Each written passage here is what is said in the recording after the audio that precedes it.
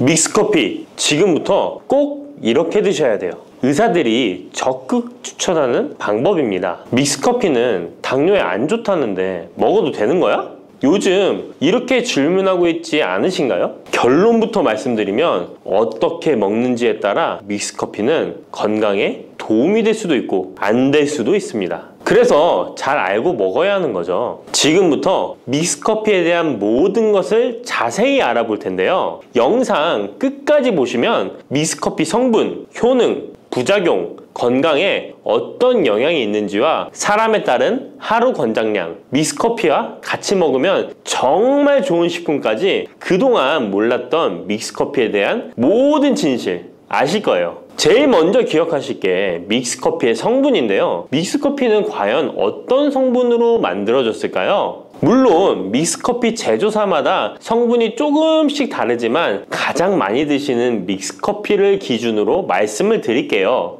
믹스커피 성분 첫 번째는 프림입니다. 프림의 원료는 코코넛의 속살인데요. 코코넛 과육에서 채취한 식물성 지방을 분말로 만들어서 믹스커피의 프림으로 사용하는 것입니다. 근데 이 프림이 지방이니까 몸에 안 좋고 콜레스테롤 수치를 높인다 하는 분들도 있고, 식물성 지방이라서 오히려 몸에 괜찮다 하는 분들도 있는데요. 어떤 게 맞는 걸까요? 정확히 말하자면 프림에 들어있는 지방은 코코넛에 추출한 식물성 지방이 맞긴 하지만 콜레스테롤을 대놓고 올리는 나쁜 포화지방이 맞습니다. 그런데 여기서 기억하셔야 할 것이 있는데요. 프림에 사용되는 주요 성분인 야자유는 중세지방산으로 일반적인 포화지방산과는 조금 다릅니다. 이 중세지방산은 일반적으로 체내에서 빠르게 흡수되어 에너지원으로 전환됩니다. 또한 일반적인 포화지방산과는 다르게 심혈관 건강에 악영향을 미치지 않고 소화에도 도움을 줄 수 있는 지방산이에요. 또한 믹스커피 프림에 들어있는 포화지방산은 그 양이 완전히 적다는 것입니다. 요플레 하나 정도에 들어가 있는 양이라고 할 수 있죠. 요플레는 건강을 위해 드시잖아요. 결국 믹스커피에는 몸에 안 좋은 포화지방산이 들어있지만 소량이라서 콜레스테롤 수치에 영향이 하루 한 잔 정도로는 매우 크게 좌지우지할 수 없다고 할 수 있습니다. 그리고 콜레스테롤에 대한 것도 잘 아셔야 하는데요. 우리가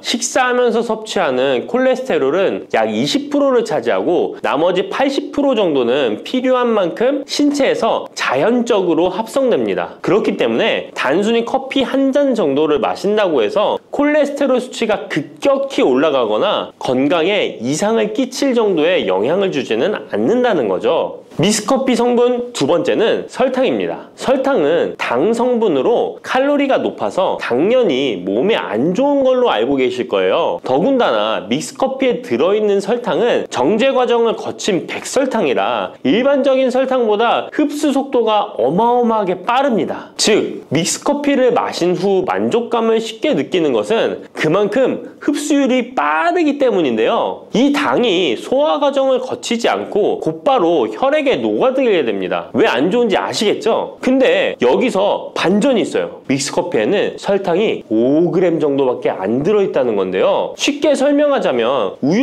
200ml 한 잔이 칼로리가 135칼로리 정도 되고요. 단순당 함량은 10g 정도 됩니다. 그리고 콜라 한 캔의 칼로리는 100칼로리 정도 되고 단순당 함량이 27g 정도 됩니다. 그리고 요구르트는 큰 거 말고 작은 요구르트도 칼로리가 45칼로리에 단순당 함량도 9g 정도 되는데요. 그렇다면 믹스커피 한 잔에 들어있는 칼로리는 얼마나 될까요? 믹스커피 한 잔에는 칼로리가 50칼로리 정도 들어있고요. 단순당은 6g 정도 들어있어요. 칼로리를 먼저 보자면 작은 요구르트 한 병 정도 수준인 거예요. 콜라랑 비교해봐도 콜라 절반 정도 수준이고 우유 200ml 한 잔하고 비교하면 3분의 1 정도 되는 거예요. 우유는 건강에 좋다고 드시는 경우가 많은데 칼로리로만 보면 믹스커피가 더 좋아 보이죠? 물론 칼로리만 비교할 수는 없겠죠. 그 다음에 단순당을 한번 비교해 볼게요. 단순당이 믹스커피 한 잔이 5g인데 작은 요구르트랑 비교해도 절반 정도 수준이고 콜라 한 캔이랑 비교하면 6분의 1 정도 수준이에요. 그리고 우유 200ml랑 비교해도 절반 수준인 거죠. 이렇게 비교하면 요구르트나 우유 콜라 절대 먹지 말아야 하는 거 아니야? 이렇게 생각하실 수 있는데 그게 아니고요. 믹스커피가 그만큼 칼로리와 단순당이 생각하시는 것보다는 적다는 거예요. 칼로리와 단순당이 높으면 당연히 몸에 안 좋을 수 있는데 생각하시는 것처럼 믹스커피에 많지 않고 적응량이니 하루에 5잔, 6잔씩 매일 꾸준히 드시는 거 아니면 심각한 질환을 초래할 만큼 영향을 끼치지는 않습니다. 그러면 하루에 몇 잔까지 먹는 게 괜찮을까요? 일단 당뇨가 있거나 당이 높으신 분들은 하루 1잔 정도가 적당한데요. 식후 3시간 정도 후에 드시는 걸 추천드립니다. 그리고 당 체크를 계속 하시니 당 수치가 높지 않으시면 2잔 정도까지 드셔도 괜찮으실 거예요. 당뇨가 없으신 일반인 분들은 하루에 2잔에서 3잔까지도 상관이 없으시고요. 그렇다고 이를 매일매일 드시는 것은 적은 양이라도 몸속에 쌓이기 때문에 그리 좋지는 않다는 거 다들 알고 계시죠? 그래도 건강을 위해 미리 예방하는 차원에서 식후 바로 드시지 마시고 2시간 정도 후에 드시면 좋습니다.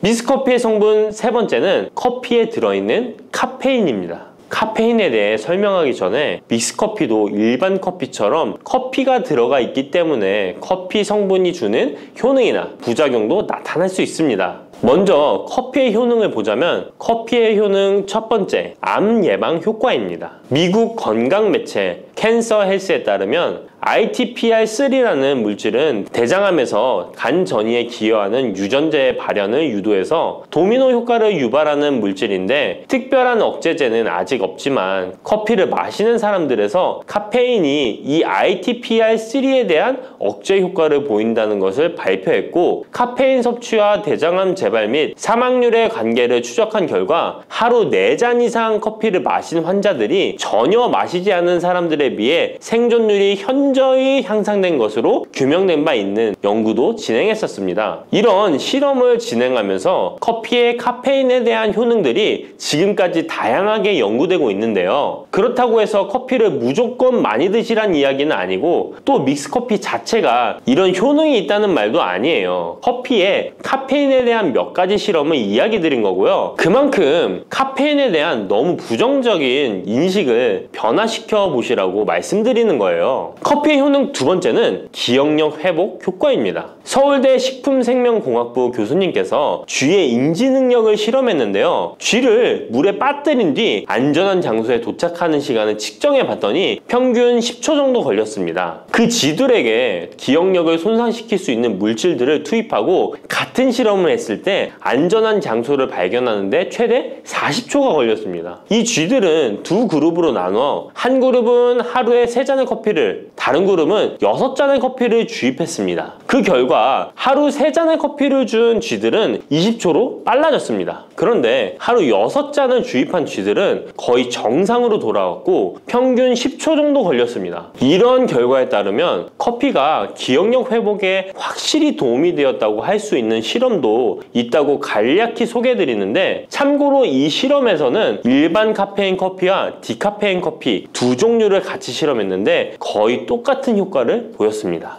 결론은 커피에 카페인이 없어도 커피에 들어있는 클로로겐산 등 각종 항산화제 성분 덕분에 기억력 회복 효과가 높아졌다는 것입니다. 정말 놀랍지 않나요? 나이가 들어가면 기억력이 안 좋아지고 인지 능력 장애가 오면서 더 나아가서는 치매가 올 수도 있는데 커피의 성분이 이런 질병을 예방할 수 있다니 너무 커피를 부정적인 시각으로 보시지 않아야겠죠? 그렇다고 남용하면 안 되시고 모든 사람에게서 동일한 실험 효과가 나타나는 것이 아니니 자신의 상태를 잘 알고 드셔야겠죠? 다만 카페인에 예민하신 분들은 믹스커피나 일반 카페인 커피를 드시면 잠을 잘 못 주무실 수도 있으니까 디카페인 커피를 추천드립니다. 그리고 역류성 식도염, 위염 같은 위장 질환이 있으신데 커피는 드시고 싶은 분들은 될 수 있으면 디카페인 커피를 드시면 되겠죠? 커피의 효능 세 번째는 혈당 조절 효과입니다. 전 세계적으로 대사증후군을 앓고 있는 사람이 10억 명이 훨씬 넘는다고 하는데요. 이처럼 많은 사람들이 모든 질병의 근원이라고 불리는 대사증후군을 가지고 있습니다. 최근의 연구들은 커피가 대사증후군의 발병 위험을 감소시킨다는 것을 보여주고 대사증후군의 발병 위험률을 감소시킨다는 것을 보여주고 있는데요. 커피에 대한 매우 흥미로운 연구 논문을 소개하겠습니다. 이 연구는 하루에 5잔의 카페인을 마신 사람들과 카페인이 없는 커피를 마신 사람들을 비교했습니다. 카페인 커피를 마시는 사람과 카페인 없는 커피를 마시는 사람은 커피를 마시지 않는 사람에 비해 당 섭취 2시간 후 혈당이 13.1%나 크게 떨어졌습니다. 이 외에도 카페인의 혈당에 관계된 실험들도 많이 존재하는데요. 카페인도 적절한 용량, 그렇다고 음료에 들어가 있는 합성 카페인을 말씀드리는 건 아닙니다. 적절히 섭취하면 큰 부작용 없이 드실 수 있다는 것을 말씀드리는 거예요. 커피 효능, 네 번째는 다이어트 효과입니다. 다이어트라는 사람들이 운동하기 전에 커피를 마시고 나서 운동을 한다면 카페인이 신진대사를 빠르게 함으로써 운동 효과를 증진시키기 때문에 체중 감량에 도움을 줄 수 있습니다. 뿐만 아니라 커피에는 카페인 성분이 포함되어 있는데요. 당연하게도 믹스커피에 포함된 커피에도 카페인이 포함되어 있고요. 이런 카페인은 적절한 용량을 섭취한다면 신체적 피로 해소와 소화기능 개선과 같은 효능을 누릴 수 있습니다. 오전에 커피 한 잔을 마시면 화장실에 가고 싶어지는 것도 커피에 카페인 성분이 장 운동을 활발하게 해주는데 영향을 주기 때문입니다. 카페인 성분이 장 운동을 활발하게 해주는데 영향을 주기 때문입니다. 물론 이뇨작용도 활발히 해줘서 소변도 조금 더 많이 보게 되긴 합니다. 다시 돌아가서 믹스커피에 들어있는 세 번째 성분 카페인에 대해 알아볼게요. 믹스커피에 포함된 카페인 용량은 제품마다 차이가 있을 수 있어요. 하지만 평균적으로 60mg 가량의 카페인이 한 잔 용량의 믹스커피에 포함되어 있는데요. 이는 일반적인 아메리카노 대비 3분의 1 수준에 해당하는 수치입니다. 결과적으로 믹스커피의 카페인은 일반 아메리카노보다도 훨씬 적게 들어있는 거죠. 그렇다면 식약처에서 권고하는 카페인 1일 최대 섭취량은 얼마나 될까요? 일반 성인의 경우 카페인 최대 섭취량은 400mg 정도이고요. 어린이나 청소년은 체중 1kg당 2.5mg 이하, 임산부는 200mg 정도입니다. 그러나 임산부의 경우에는 카페인이 태아에 미치는 영향이 조금이라도 있으니 안 드시는 게 좋겠죠? 콜라 한 캔에 카페인이 보통 35mg 정도 들어있으니 믹스커피가 카페인 함량도 크지 않다는 걸 알 수 있습니다. 여기서 잠깐! 그렇다면 믹스커피와 같이 먹었을 때 효과를 극대화시킬 수 있는 식품이 있을까요? 커피와 같이 먹으면 좋은 음식, 첫 번째는 강황입니다. 노란 빛깔의 강황가루를 넣은 커피를 골든 라떼라고도 부르고 있습니다. 강황이 몸에 좋다는 사실이 알려지면서 이미 미국과 유럽 등 전 세계적으로 엄청난 인기를 끌고 있는 새로운 종류의 커피 중 하나인데요. 강황에 함유된 커큐민 성분에는 강력한 항염 효과를 지니고 있어서 체내의 염증 유발 물질을 억제하며 암세포가 발생하고 증식되는 위험을 낮춰줍니다. 또한 우울증을 완화하는 데도 도움이 되며 기억력을 개선하고 치매를 예방하는 등의 다양한 효능을 가지고 있습니다. 강황 커피는 커피 한 컵에 강황 한 티스푼을 넣어 마시면 좋은데요. 강황 속의 커큐민은 우리 몸에 굉장히 흡수되기 어려운 성질을 가지고 있습니다. 그래서 세계적으로 유명한 원료 기업들은 각 기업마다의 커큐민 흡수율을 높인 특허 원료를 만들어내곤 하는데 간단하게 흡수율을 높일 수 있는 방법이 있습니다. 바로 후추입니다. 미국 텍사스 주립대학에서 실시한 연구 결과 강황의 커큐민은 후추의 페페린과 만나면 흡수율이 2000%까지 높아지는 것으로 나타났습니다. 강황 커피에 후추를 아주 살짝 넣어 드시면 건강 개선 효능을 높일 수 있으며 만약 향이 강하다고 느껴지신다면 우유를 조금만 넣어 드셔도 아주 좋습니다. 믹스커피와 같이 먹으면 좋은 음식 두 번째는 계피입니다. 커피에 계피를 넣으면 아주 향긋한 커피를 즐길 수 있어요. 후추와 정향에 이어 세계 3대 향신료 중 하나인 계피는 이미 수천 년 동안 약재로 사용되어 왔으며 여러 연구를 통해 계피의 다양한 효능이 입증되어 왔습니다.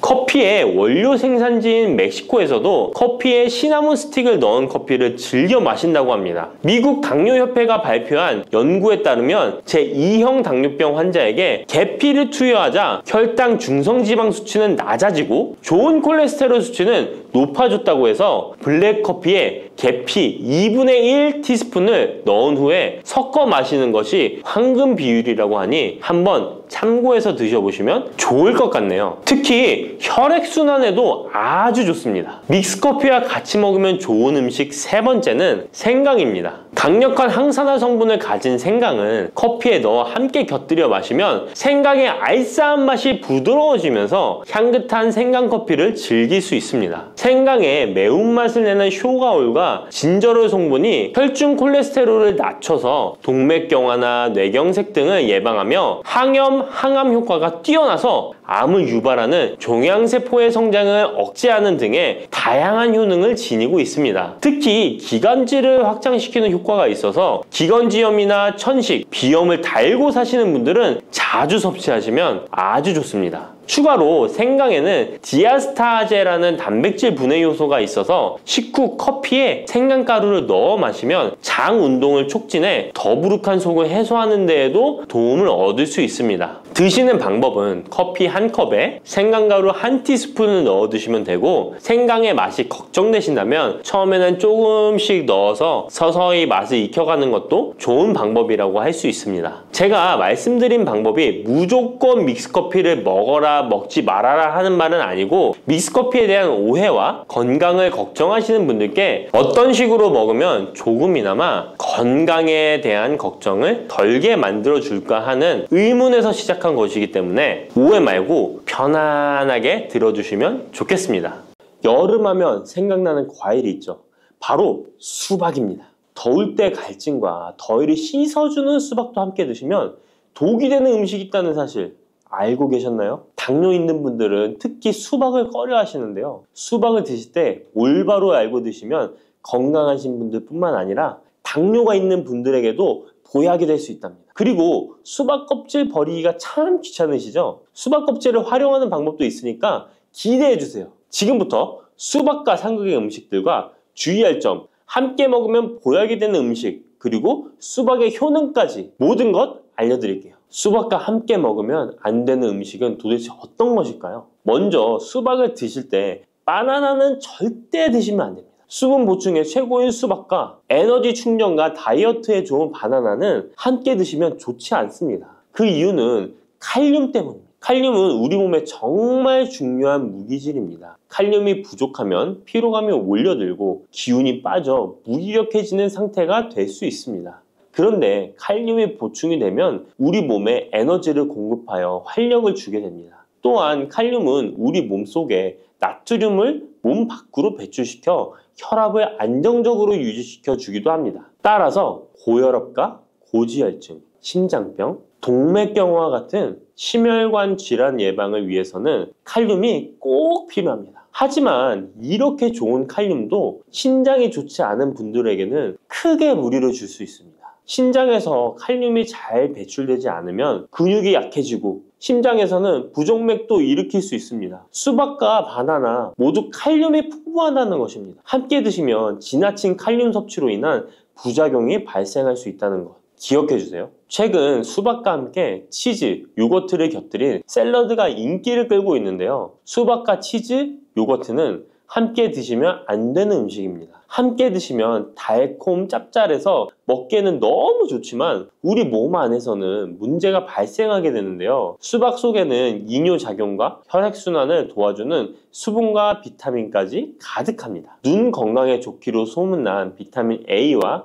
우리 몸에 에너지 충전 역할을 하는 비타민 B, 그리고 피로 회복에 도움을 주는 비타민 C가 많이 들어있죠. 뜨거운 여름에 수박 한 입 먹으면 더위에 지친 몸에 필요한 비타민과 무기질이 바로 채워지게 되는 것이죠. 게다가 수박의 영양 성분은 우리 몸에 곧바로 흡수되어 기력이 금방 회복될 수 있는 것입니다. 그런데 이때 요거트, 치즈와 함께 드시면 수박과 정반대의 작용을 하게 됩니다. 수박에 가득한 수분은 혈관을 타고 우리 몸에 비타민을 채워주고 반대로 혈관 속 찌꺼기와 노폐물을 몸 밖으로 빠르게 배출시켜주는 역할을 하지만 치즈와 요거트의 단백질과 지방은 느리게 소화되기 때문에 소화의 속도가 크게 차이가 나게 되는 거죠. 치즈의 요거트는 느리게, 수박은 빠르게 반응하게 되어 복부 팽만감과 소화불량을 일으킬 수 있습니다. 그리고 튀김 같은 기름 범벅인 음식도 수박과 함께 드시면 안 됩니다. 수박은 자체가 매우 차가운 성질을 가지고 있습니다. 무더위에 지친 우리 몸속의 열을 뚝 떨어뜨려주는 역할을 할 수 있는 것이죠. 그런데 기름기 가득한 튀김과 함께 드시면 어떤 일이 일어날까요? 위장 속에서 기름이 딱딱하게 굳어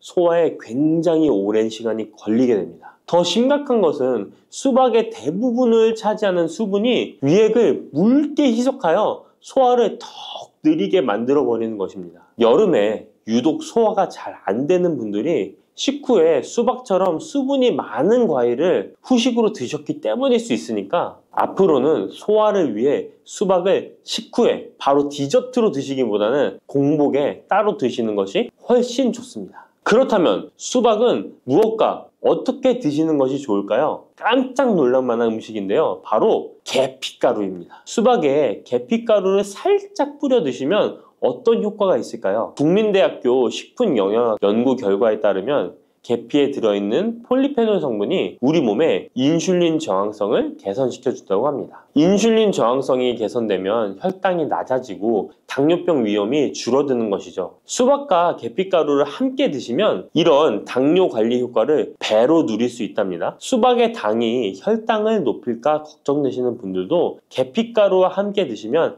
안심하고 수박을 드실 수 있는 것이죠. 그럼 이 계피가루를 대체 수박과 어떻게 같이 먹냐고요? 그럴 줄 알고 함께 먹는 방법도 준비했습니다. 수박 토마토 샐러드인데요. 수박 한쪽과 토마토 한 개를 적당한 크기로 준비하고 올리브오일 한 스푼과 상추나 깻잎 같은 녹색잎 채소를 곁들이고 계피가루를 살짝 뿌려주면 완성입니다. 한 가지 더 알려드리자면 수박 레몬 주스입니다. 물 200ml에 수박 한쪽, 레몬 한 개를 믹서에 갈아주고 계피가루를 살짝 넣어 마시면 됩니다. 토마토도 수박과 함께 드시면 정말 좋은데요. 수박의 색이 빨간 이유는 라이코펜이라는 성분 때문입니다. 토마토가 기적의 항암식품으로 불리는 이유가 바로 빨간색 라이코펜 때문인데요. 놀랍게도 수박에는 토마토보다 라이코펜이 무려 30% 많이 들어있습니다. 수박의 라이코펜이 우리 몸속에서 각종 혈관 질환의 원인인 활성산소와 혈전을 싹 제거해줍니다. 또한 세포가 노화되고 산화되는 것을 막아주고 정상세포가 암세포로 변하는 것을 원천 차단해준답니다. 라이코펜이 풍성한 수박과 토마토를 함께 드시면 암을 예방하는 것은 물론이고 암세포를 사멸시키기도 한답니다. 토마토의 유기산과 수박 속의 칼륨이 함께 작용하면서 세포의 활성을 도와주고 혈관을 청소하고 염증까지 싹 제거해줄 수 있습니다. 실제로 토마토와 수박의 항암 효능은 전립선암과 동맥경화에 매우 효과적입니다. 조금 전 알려드린 대로 수박과 토마토를 함께 샐러드로 드셔도 좋고 갈아서 주스로 드셔도 정말 좋습니다. 수박과 토마토의 라이코펜 성분은 지용성 성분이기 때문에 기름과 함께 드시면 좋은데요. 수박과 토마토를 기름에 살짝 구워 드셔도 되고 올리브유를 드레싱으로 뿌려 드시거나 견과류와 함께 곁들여 드시면 항암 성분의 흡수율이 2배 이상 극대화됩니다. 수박씨 혹시 뱉어버리시나요? 앞으로는 수박씨도 씹어 드시길 바랍니다. 수박씨가 중국에서는 없어서 못 먹는 간식이라는데요. 수박씨는 30%가 단백질로 되어 있습니다. 그 양은 씨앗 중에서도 최고 수준으로 잣과 땅콩, 해바라기 씨보다 월등히 높은 양입니다. 수박씨에 나머지는 어떤 성분일까요? 바로 불포화 지방산인 리놀렌산입니다. 리놀렌산은 뇌 자체를 구성하는 아주 중요한 성분으로 뇌 기능을 올려주어 치매 예방에 탁월한 효능을 발휘합니다. 게다가 수박씨의 리놀렌산은 우리 몸속에 체지방이 쌓이는 것을 막아주고 내장 지방이 생기는 것도 차단해줍니다. 혈액 속에 나쁜 콜레스테롤 수치를 낮춰주어 각종 성인병 예방에도 최고입니다. 또한 쿠크르비타신이라는 영양성분이 들어있는데요. 이 성분은 혈액 자체를 맑게 만들어주고 살균까지 시켜주어 암 발생을 막아주고 기생충을 제거하는 구충 효과까지 있습니다. 수박씨를 모아서 잘 씻어 말린 뒤 마른 팬에 살짝 볶아 드시면 고소한 견과류처럼 맛있게 드실 수 있습니다. 수박이 다 좋은데 수박 껍질이 부피가 커서 버리기 힘드시죠? 많은 분들이 수박의 빨간 부분만 드시고 흰색 부분은 그냥 버리는데요. 이 흰색 수박 껍질 부분이 우리 몸에 보약이 된답니다.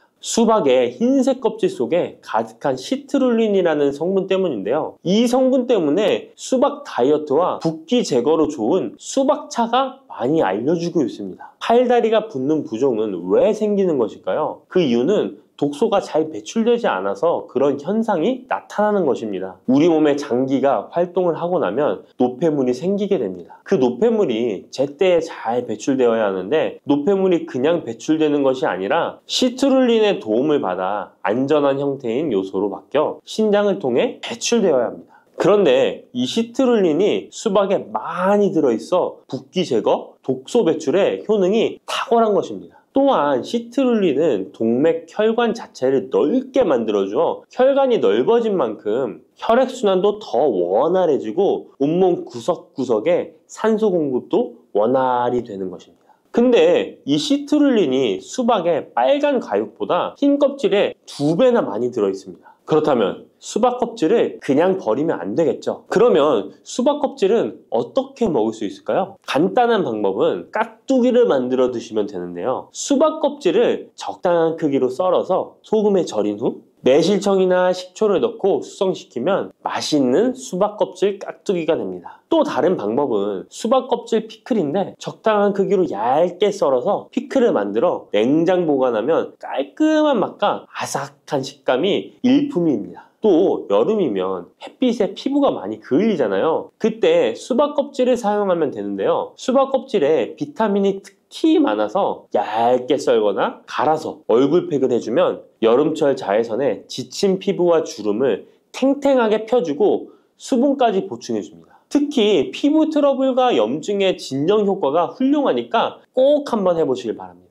수박에는 먼저 말씀드린 효능들 외에도 생각지도 못한 놀라운 효능이 많이 있습니다. 노화 방지에 좋은데요. 수박에는 라이코펜, 베타카로틴, 비타민 등 항산화 성분이 풍부하게 함유되어 있어서 노화의 원인인 활성산소 제거에 도움을 주기 때문에 노화 방지, 탄력 있는 피부 유지에 도움이 됩니다. 또한 수박에는 비타민C가 풍부하기 때문에 피부 미백과 피부 미용에 좋으며 수박에 들어있는 수분은 피부 보습 효과와 자극받는 피부를 진정시키는 효과가 있습니다. 그리고 수박은 피로 회복에도 좋은데요. 수박에는 몸속에서 흡수가 잘 되는 포도당과 과당이 풍부하게 함유되어 있어 피로를 빠르게 회복시켜주고 아르기닌도 풍부하기 때문에 더위로 인한 피로 해소와 숙취 해소에도 도움이 됩니다. 또한 비타민 복합체 중 하나인 콜린 성분도 풍부하기 때문에 뇌 기능을 원활하게 만들어 편안한 잠을 잘 수 있도록 도와주기도 합니다. 면역력도 강화해 주는데요. 수박에 라이코펜 성분이 면역 체계를 교란하는 활성산소를 제거해 주어 감기, 껌 등 호흡기 질환 예방에도 효과적입니다. 이 밖에도 수박은 칼로리가 낮고 수분과 식이섬유가 풍부해서 포만감을 높여주어 다이어트에도 좋으며 지방 분해 및 근육을 강화시키는 데도 탁월합니다. 특히 근육통 완화에도 효과적인데요. 수박에 들어있는 칼륨과 시트룰린 성분은 근육을 이완시키는 작용을 하기 때문에 고강도 운동이나 과로로 인한 근육 통증을 완화하는 데 도움을 줄 수 있습니다. 농업식품화학지식저널에 따르면 수박 주스를 하루에 약 473ml 마신 선수들은 근육통이 덜 발생하고 심장막동수도 낮은 것으로 확인되었다고 발표하기도 했습니다. 쑥 잘못 먹었다가 맹독 때문에 응급실로 실려갈 수 있어요. 얼마 전 시골 마을에서 쑥 때문에 한바탕 큰 소동이 있었는데요. 마을 사람 7명이 쑥을 먹고 응급실에 실려갔던 거예요. 도대체 왜 그들은 응급실에 실려간 걸까요? 봄이면 향긋한 향과 쌉싸름한 맛으로 많이 먹는 쑥이 사실 정말 잘 알고 드셔야 한다는 건데요. 잘못 알고 먹으면 이 마을 사람들처럼 응급실에 실려갈 수 있다는 거예요. 그럼 지금부터 쑥 드실 때 주의할 점, 그리고 쑥을 드시면 안 되는 분들, 쑥과 함께 드시면 안 되는 음식, 쑥의 효능, 쑥과 함께 드시면 보약이 되는 음식에는 어떤 것이 있는지 쑥 건강하게 먹는 방법까지 알려드릴게요. 우리나라에 자라는 쑥의 종류가 40종이 넘고 쑥과 비슷하게 생긴 독초도 있어 채취 시 주의해야 합니다. 먼저 오초라는 독초가 있는데 쑥과 비슷하여 해마다 오초를 섭취하고 병원에 실려오는 환자들이 있습니다. 이 오초는 조선시대에는 사약을 만들 때 사용할 정도로 맹독을 가지고 있습니다. 많이 자랐을 때는 쑥과 어느 정도 구분이 되지만 어린 잎인 새수는 쑥과 너무 비슷해서 이런 사고가 자주 발생하게 됩니다. 그리고 쑥은 아무 데서나 채취해서 드시면 안 되는데요. 그 이유는 바로 중금속 때문입니다. 도심이나 하천,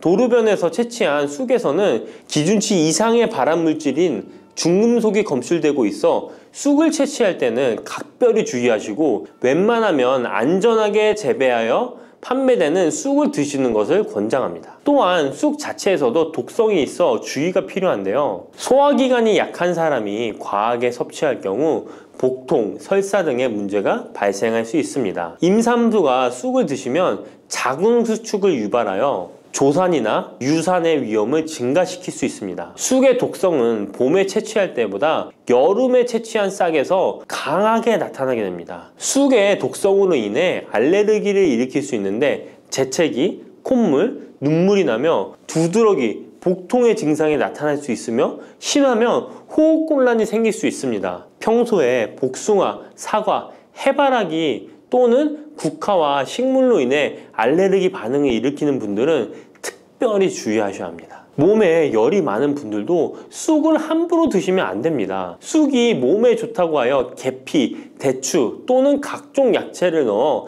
차를 끓여 드시기도 하고 물 대신 드시거나 쑥즙을 내어 드시는 분들이 계신데요. 평소 몸에 열이 많은 분들은 절대 이렇게 드시면 안 됩니다. 한의학에서 생쑥은 따뜻하고 익힌 쑥은 뜨겁고 매운 성질을 가지고 있는 식물이라고 합니다. 몸에 열이 많은 분들이 쑥을 저렇게 드시면 몸에 지나치게 많은 열이 발생해 특히 가슴과 머리 쪽으로 올라가게 되는데 이 열로 인해 혈압이 올라가고 심장병의 원인이 될 수도 있습니다. 이런 쑥을 드실 때는 함께 먹는 음식도 중요한데요. 절대로 함께 드시면 안 되는 음식은 우유입니다. 요즘 쑥을 이용해 케이크도 만들고 음료로 쑥 라떼 같은 것도 인기가 높은데요. 쑥의 효능들이 우유와 함께 먹으면 전부 사라지게 되는데요. 우유의 카제인 단백질이 쑥에 있는 폴리페놀과 결합하여 몸에 흡수되지 않고 배출되도록 만들기 때문입니다. 따라서 아무리 좋은 쑥도 우유와 함께 드시면 전혀 소용이 없다니 정말 아쉽죠. 이때 한 가지 방법이 있습니다. 우유 대신 아몬드유나 오트밀 같은 대체유를 사용하시면 이런 문제는 바로 해결이 가능해요. 그렇다면 쑥은 이렇게 주의할 점만 있을까요? 당연히 쑥에는 우리 몸에 좋은 효능들이 많은데요. 쑥의 효능 4가지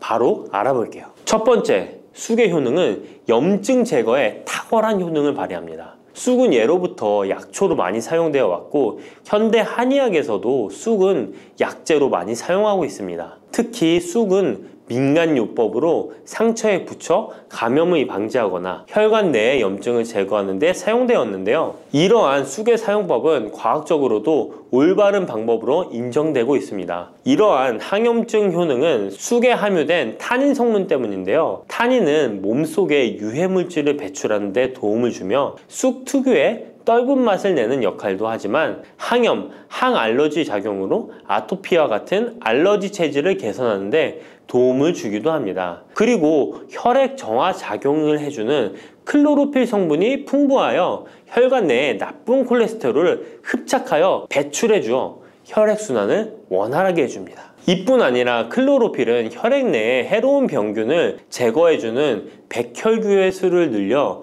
염증을 억제하는 데 탁월한 효능을 발휘해줍니다. 두 번째 쑥의 효능은 당뇨 개선에 탁월합니다. 쑥에는 이눌린이라는 수용성 식이섬유가 풍부한데요.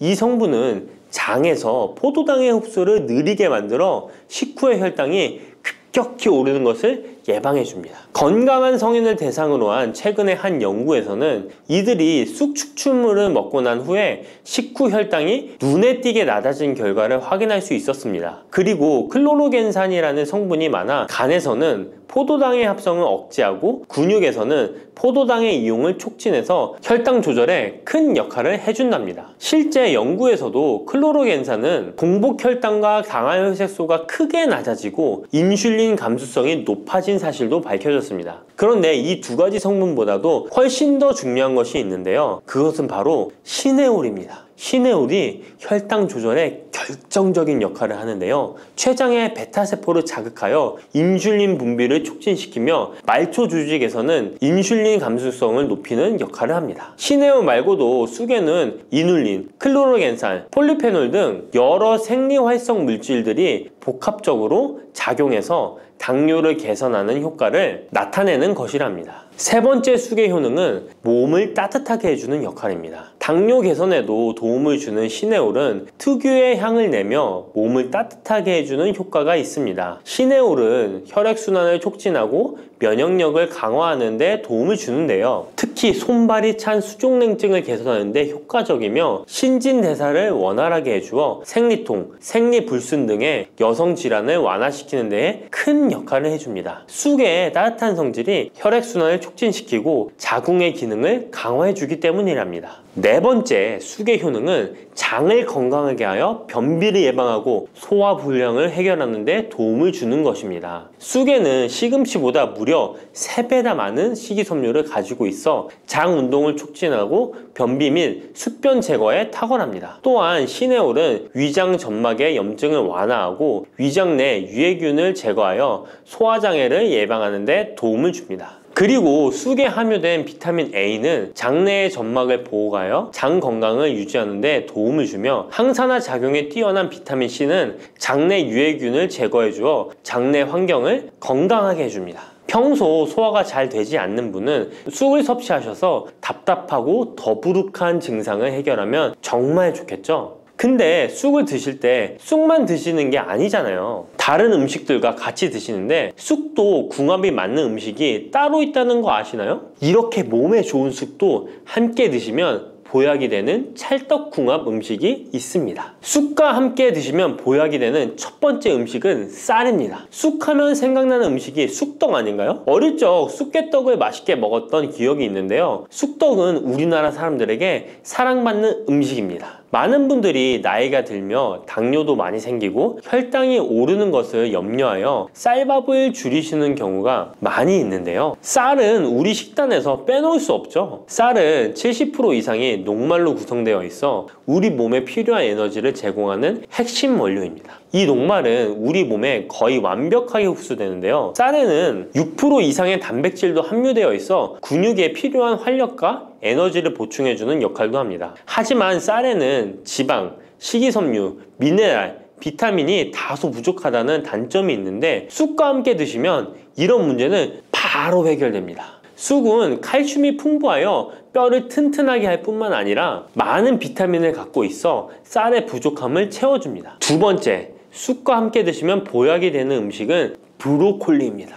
쑥과 브로콜리를 함께 드시면 염증과 항암에 놀라운 효능을 갖게 되는데요. 브로콜리는 건강에 좋은 채소라는 사실은 이미 잘 알고 계실 거예요. 그런데 쑥과 함께 드시면 그 효과는 폭발적으로 향상되는데요. 우선 철분의 흡수율이 2배 이상 높아집니다. 특히 철분이 부족한 산모뿐만 아니라 모든 연령대의 여성들에게 좋은 식품이 됩니다. 그리고 서로의 무기질과 비타민의 구성이 좋아 염증 해소에 정말 대단한 시너지 효과를 발휘하게 되는데요. 혈액이 산성화되어 염증이 생기는 것을 원천 차단해주고 세균에 대한 저항력도 길러주어 최고의 항암식품이 된답니다. 쑥과 브로콜리의 식이섬유가 함께 작용하면 놀라운 효능을 발휘합니다. 쑥에는 아테미신산이라는 식이섬유가 풍부한데 이 성분이 간에서 중성지방의 대사를 원활하게 하는데 도움을 줍니다. 이렇게 되면 지방간도 해결되며 몸에 지방이 저장되는 것을 막아주어 다이어트와 붓기 제거, 특히 뱃살 제거에 탁월합니다. 세 번째, 쑥과 함께 드시면 보약이 되는 음식은 계란입니다. 쑥과 함께 계란을 드시면 나이가 들면 많이 생기는 신경통과 손발 저림 증상을 해결할 수 있습니다. 특별히 여성들에게 도움이 많이 되는데요. 쑥의 따뜻한 성질로 인해 혈액순환이 잘 되고 몸의 붓기와 독소를 제거해주는 효과가 좋아 신경통, 저림 같은 증상을 진정시키는데 놀라운 효능을 발휘하는 것입니다. 계란의 단백질과 쑥이 만나 근육을 단단하게 만들어줍니다. 계란에는 단백질과 항산화 성분이 풍부하지만 비타민 C가 부족한데 쑥에 많은 비타민 C가 있어 계란의 부족한 부분을 채워줍니다. 쑥의 칼륨과 미네랄은 혈액 속에서 세포의 균형을 지켜주고 폐를 정화하여 폐 질환도 완화시켜줍니다. 또한 골다공증과 같은 뼈 질환을 예방해주기도 합니다. 그리고 쑥과 계란을 함께 드시면 뇌 건강에도 좋은데요. 계란의 콜린과 쑥의 비타민이 함께 기억력과 인지 능력을 향상시켜주고 뇌세포를 보호하여 치매를 예방해줍니다. 네 번째, 쑥과 함께 드시면 보약이 되는 음식은 콩나물입니다. 콩나물과 쑥은 식이섬유와 필수 아미노산이 풍부하여 소화 기능을 강화시키는데 탁월한 시너지를 발휘합니다. 콩나물에는 다양한 비타민과 미네랄이 풍부하여 자연적인 비타민 보충제 역할을 합니다. 콩나물에는 지방이 적지만 이를 쑥과 함께 섭취함으로써 체내의 염증을 줄이고 면역력 강화에 필요한 비타민 C와 비타민 E를 보충할 수 있습니다. 쑥과 콩나물을 함께 드시면 피부 건강에도 매우 유익합니다. 콩나물이 함유된 실리카와 쑥의 비타민이 함께 작용하여 피부 탄력과 보습을 개선할 뿐만 아니라 노화를 예방하니 정말 좋은 궁합인데요. 쑥과 함께 먹으면 좋은 음식은 이렇게 많은데요. 그렇다면 쑥은 어떻게 먹어야 건강하고 맛있게 먹을 수 있을까요? 쑥떡 같은 음식은 이미 잘 알고 계시죠? 쑥을 잘 세척하여 말린 다음에 가루로 만들어 두시면 여러 요리에 사용하기 편리하고 오랫동안 보관하기에도 좋아요. 요거트에 쑥가루를 섞어 드시면 혈당 관리와 더불어 장 건강에도 도움이 됩니다. 밥 지을 때 잡곡과 함께 쑥을 넣어도 좋고 쑥 부침개, 쑥 전병 등을 만들어 드셔도 맛과 향이 좋습니다. 계란물에 쑥가루를 넣어 계란말이를 해 드셔도 되고 계란찜이나 계란국에 쑥을 넣어 드셔도 됩니다. 계란찜이나 계란말이를 만들 때 브로콜리까지 넣어 드시면 건강에 더욱 좋은 음식이 된답니다. 따뜻한 생강차 한 모금이 생각이 많이 나는데요. 저는 꼭 생강을 사다가 꿀을 넣은 생강청을 해놔서 자주 마시곤 합니다. 알싸한 생강차를 마시면 몸이 따뜻해지는 게 느껴지더라고요. 몸이 차신 분들은 생강이 몸을 데우는데 효과가 있다고 많이 들어보셨을 거예요. 과연 진짜 이 생강은 우리의 몸을 따뜻하게 해주는 효과가 있을까요?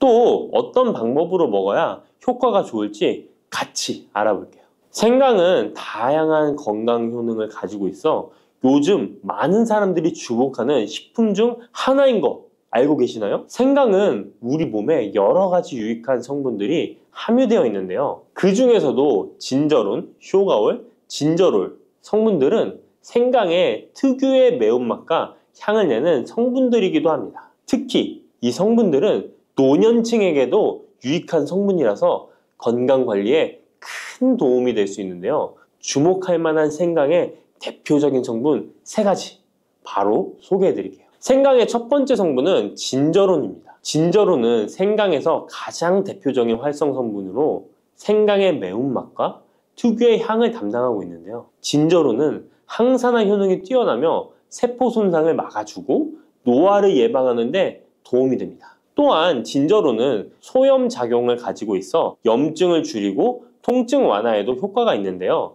류머티즘 관절염, 근육통, 기타 염증성 질환에 이 성분이 도움을 줄 수 있고 면역력을 증강시키는데 중요한 역할을 해서 특히 면역력이 약해질 수 있는 노년분들에게 매우 유익한 성분입니다. 생강의 두 번째 대표 성분은 쇼가올입니다. 쇼가올은 생강을 건조하거나 가열했을 때 생기는 물질인데요. 이 성분은 항암 효과가 있다고 알려져 있어 암 예방에 효과가 있습니다. 쇼가올은 진저론보다 강력한 항염증 작용을 하는데요. 이 성분은 염증을 유발하는 물질인 프로스타글란딘의 생성을 억제하는데 매우 효과적인 것으로 밝혀졌습니다. 쇼가올은 소화기 계통의 유익한 성분으로 유명한데요. 위의 점막을 보호하고 위염을 예방하며 소화불량을 개선하는 데 유용하며 위장을 자극하여 소화를 돕고 변비를 완화하는 데 중요한 역할을 합니다. 소화 기능이 떨어지기 쉬운 노년층에게 특히 유용한 성분입니다. 생강의 세 번째 대표 성분은 진저롤입니다. 진저롤은 생강을 신선한 상태에서 섭취할 때 함유되어 있는 성분인데요. 이 진저롤은 진통 효과가 뛰어나고 항염증 작용을 통해 몸의 염증을 줄이는 데 도움을 줍니다. 이 성분은 혈액순환을 촉진하고 체온을 올려주는 효과가 있어 특히 수족냉증에 효과적입니다. 어르신분들 중 혹시 겨울만 되면 손과 발이 차신 분들이 있으신가요? 생강의 이 성분은 노년층에게 자주 겪는 손발 차가운 문제를 해결하는 데 큰 도움이 될 수 있습니다.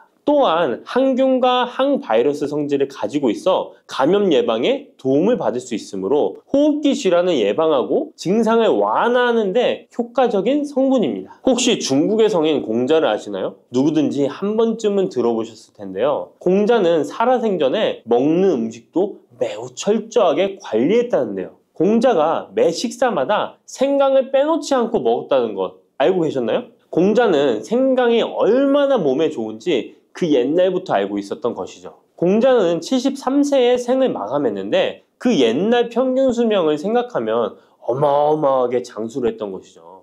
이렇게 건강에 좋은 생강이 왜 그렇게 좋은지, 생강이 이 우리 건강에 어떤 도움이 되는지 4가지 주요 효능을 소개해 드릴게요. 생강의 효능 첫 번째는 면역력 강화입니다. 서울대 노화연구소에서 꼽은 면역력에 좋은 식품 3가지 안에 이 생강이 포함되는 거 알고 계셨나요? 생강에는 아까 소개해드렸던 3가지 성분 진저론, 쇼가올, 진저롤이 포함되어 있어 면역력을 강화하는 데 매우 효과적입니다. 특히 항염증 효과가 뛰어나 몸의 염증을 줄여주고 면역 체계가 더 강하게 작동하도록 도와주는데요. 면역력이 떨어지기 쉬운 노년층에게는 자주 섭취하는 것이 좋은 식품입니다. 생강을 꾸준히 섭취하면 감기나 각종 질병에 걸리는 확률을 낮출 수 있다는 거 잊지 마세요. 생강의 두 번째 효능은 항산화 효과입니다. 미국 국립암연구소가 꼽은 항산화 식품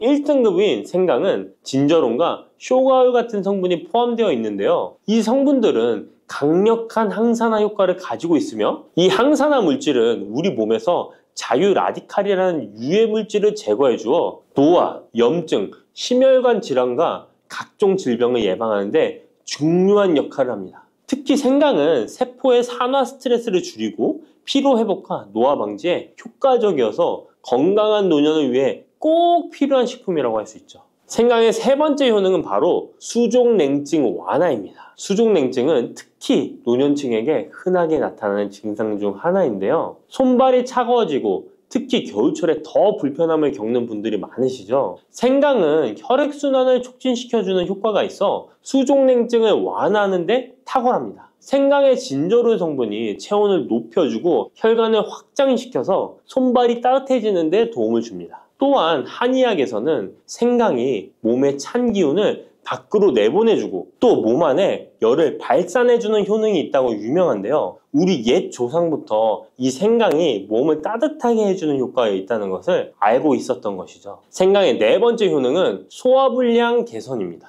예전처럼 많이 먹지도 않았는데 속이 더부룩하신 분들 많이 계시죠. 소화불량은 나이가 들면서 자주 겪게 되는 문제인데요. 생강은 소화불량을 개선하는데 매우 효과적입니다.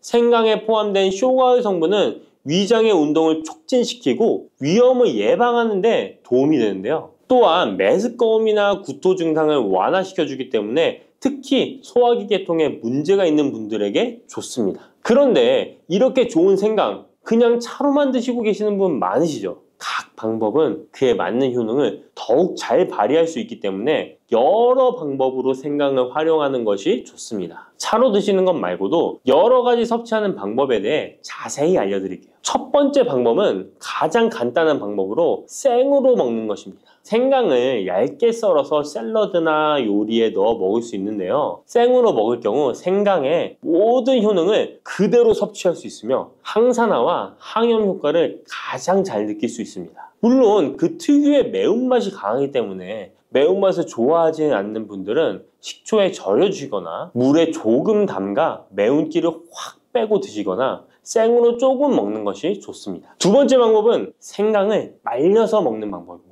생강을 건조해서 차나 국물에 넣어 먹을 수 있는데요. 볕이 잘 들고 통풍이 잘 되는 곳에 말리셔도 되고 아니면 음식 건조기에 넣고 말리셔도 됩니다. 말린 생강은 소화 기능을 더욱 돋고 소염작용을 강화하는 데 효과적입니다. 또한 말린 생강은 장시간 보관이 가능하고 생강의 매운맛이 부드럽게 중화되어 편하게 섭취 가능한데요. 체온을 높여주는 효과가 있어 겨울철에 특히 유용합니다. 차로 끓여 마시면 몸을 따뜻하게 해주고 피로 회복에도 도움이 됩니다. 세 번째 방법은 생강을 가루로 내서 먹는 방법입니다.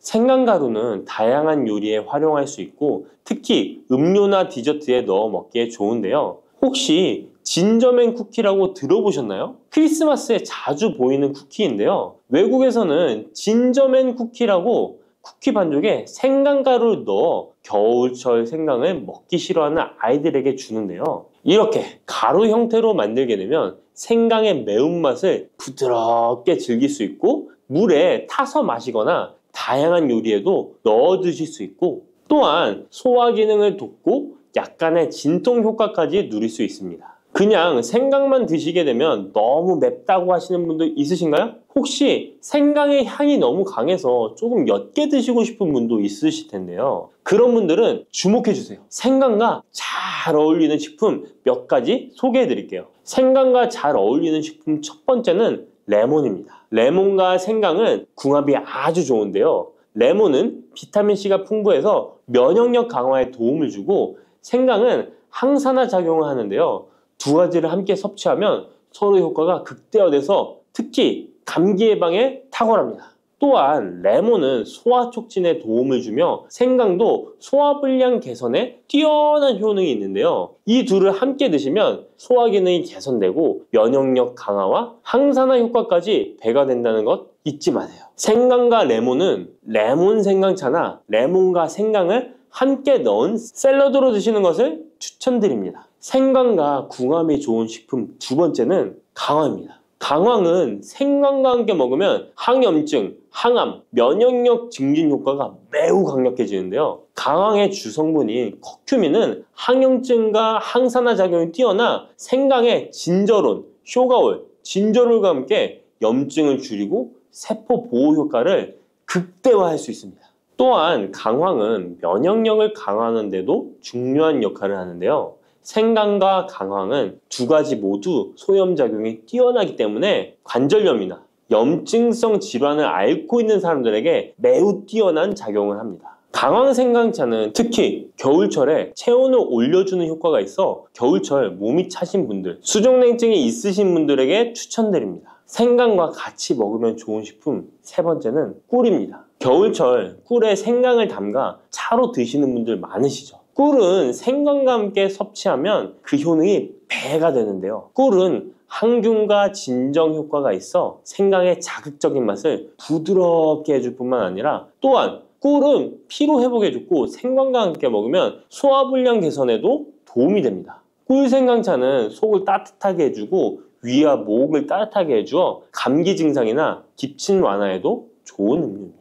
이렇게 건강에 좋은 생강, 몸에 좋다고 많이 드셔도 될까요? 모든 식품은 과, 유, 불, 급인데요. 생강도 마찬가지로 적절히 섭취해야 효과가 있습니다. 또한 잘못 먹으면 몸에 해가 되는 부작용이 있을 수 있기 때문에 몇 가지 유의사항을 알아두는 것이 중요한데요. 바로 알려드릴게요. 생강을 저장할 때 대충 비닐에 보관하셨다가 곰팡이 피신 분도 있으시죠? 생강은 곰팡이가 생기지 않도록 주의해야 하는데요. 생강은 수분 함량이 많아 습기에 민감하고 곰팡이가 쉽게 생길 수 있습니다. 이때 곰팡이가 생긴 생강은 섭취하지 않도록 하세요. 생강에 핀 곰팡이는 미코톡신이라는 독소를 생성하는데요. 일부 미코톡신은 인체에 매우 유독해 간과 신장, 면역체계에 심각한 손상을 줄 수 있습니다. 생강의 일부분만 곰팡이가 생겨도 이 독이 생강 전체에 퍼질 수 있어 곰팡이 핀 생강은 아깝더라도 전체 다 버리셔야 한다는 거 잊지 마세요. 곰팡이가 피지 않도록 생강을 보관할 때는